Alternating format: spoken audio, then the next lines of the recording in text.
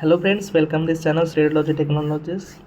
Most of the welcomes everyone students who are preparing for central state uh, or any technical work related to radiology technologies or radiology departments. So without wasting time, we are going to further questions. These are question paper for the AIMS Raipur was held in 2023. ठीक है, आप इधर देख सकते हैं. ठीक है, तो विदाउट वेस्टिंग टाइम हम आगे बढ़ेंगे, हमारी क्वेश्चन कवर करेंगे. ठीक है. Which imaging technique is commonly used to depict the cerebral vasculatures diagnosis cerebral vascular pathology? So इस करेक्ट आंसर जो होगा, अब देखो इसमें प्राइमरी पूछा है. ठीक है, बहुत स्टूडेंट कन्फ्यूजन हो जाते हैं. सिटी भी बोला है भाई, हमारा भी बोला है, टॉप भी बोला है. तो सिटी में अगर इन्होंने स्पेसिफिकली अगर बोला होता कि सी सिटी एंजियोग्राफी, अगर एमआरआई में भी सी सिटी सॉरी एमआरआई बोला होता एंजियोग्राफी, तो हम ये कर सकते थे कुछ जगह तक.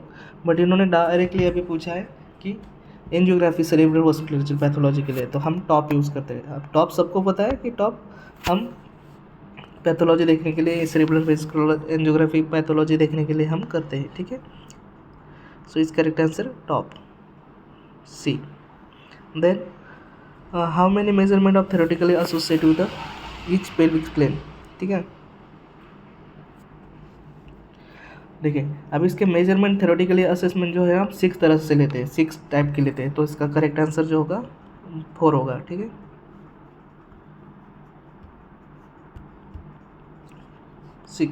6 प्लेन में लेते हैं. ठीक है, what is the main difference between traditional angiography and computed tomography angiography CTA. ठीक है, अब इन्होंने क्या बोला है कि what is the main difference between traditional angiography and computed tomography. Traditional angiography use CT scanner, no. Traditional angiography में CT scan use होता है. ठीक है, while CTA use image, while CTA use x-ray, no. CTM में भी ये होता है, CT स्कैन यूज़ होता है, एक्सरे भी यूज़ होता है. ठीक है, traditional angiography requires threading a tube through a body and while CTA used to a simple injection. yes, correct answer. ये इन्होंने DAC के बारे में पूछा है कि DAC में क्या होता है. हम डायरेक्ट यदि हम कैथेटर डालते हैं और उस पर्टिकुलर वेसल को हम स्टडी करते हैं. ठीक है, इन्होंने एक्चुअली वही पूछा है कि DAC और CT में क्या डिफरेंस है. ठीक है, तो इसका करेक्ट आंसर जो हो जाएगा भाई, ये हो जाएगा traditional angiography, option number B. ठीक है, देन व्हाट इज द which of the following is not a location where the problems may occur during the constructive of shielding?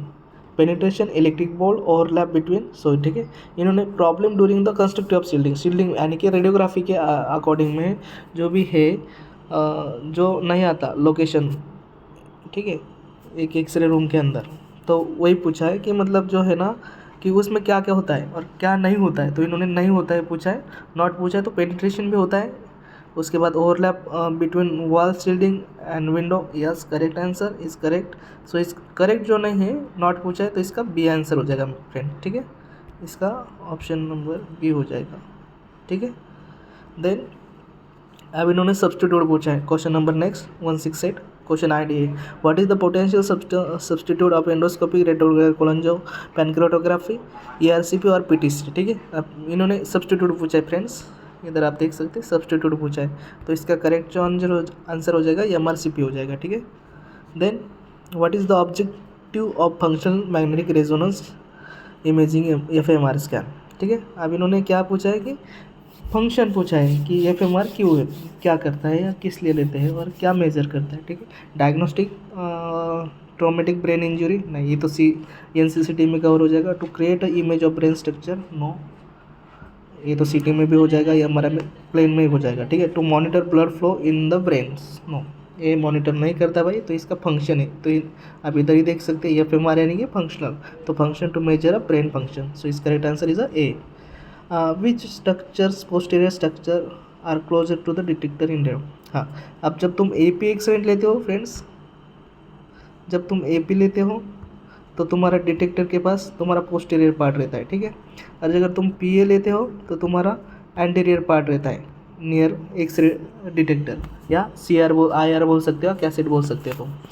अगर तुम PA की एक्सरे ले रहे हो, चेस्ट PA, तो तुम्हारा एंटीरियर बॉडी जो है वो नियर द कैसेट रहता है। तो इन्होंने वही पूछा है कि कौन सा क्लोजर रहता है डिटेक्टर के। तो इसका जो है वी स्ट्रक्चर पोस्टीरियर, जो अगर तुम पोस्टीरियर ले रहे हो भाई, अगर पोस्टीरियर स्ट्रक्चर ले रहे हो तो उसका एंटीरियर, उसका जो पार्ट रहेगा वो क्लोज टू डिटेक्टर कौन से रहेगा, तो इसका एंटीरियर पार्ट रहेगा। सो इसका राइट आंसर इज ए। ठीक है। Which view are preferable to accuracy assessment of joint space in the knee. ठीक है। अब देखो lateral view, AP view, axial, oblique, sunrise. अभी तो सनराइज और मर्चेंट जो है ना ये पटेला के लिए लेते हैं। ठीक है। और एंटीरियर, पोस्टीरियर और लैटरल व्यू। अगर अब इसमें जो खास ध्यान देने वाली बात जो है ना, इसमें एंटीरियर प्लस इरेक्ट होना चाहिए। Just a minute guys. Erect. ठीक है। अब बट इरेक्ट नहीं है तो एंटीरियर में हम एपी व्यू में असेसमेंट ऑफ जॉइंट स्पेस देखते हैं कि आर्थराइटिस वगैरह है कि नहीं, या बोन डेवलपमेंट हुआ है, ऑस्टियोफाइटिस हुआ है। तो ये हम डायग्नोसिस देखने के लिए हम जॉइंट स्पेस असेसमेंट करने के लिए एपी लेते हैं, एपी प्लस इरेक्ट। ठीक है। इरेक्ट रहता तो बहुत अच्छा था, अब इरेक्ट नहीं है तो एंटीरियर पोस्टीरियर व्यू एपी में हम देखते हैं। ठीक है। ऑब्लिक व्यू में नहीं देखेंगे। सनराइज और मर्चेंट और स्काईलाइन ये जो व्यूज होते हैं ये पटेला के लिए होते हैं। ठीक है। So then question number next, which type of MRI scan is more suitable to measure fluid rather than soft tissue in the brain। ठीक है। अब इसमें क्या पूछा है कि मेजर असेसमेंट rather than, अब हमने क्या देखना है कि मेजर फ्लूइड असेसमेंट। ठीक है।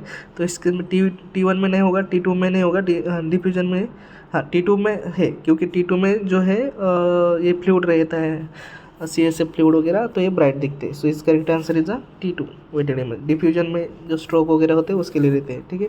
GRE सीक्वेंस जो है भाई ये पल्स सीक्वेंस है 180 डिग्री का, और उसके बाद ये फास्टर सीक्वेंस है, और जो आर्टिफैक्ट भी ओवरकम करता है GRE में।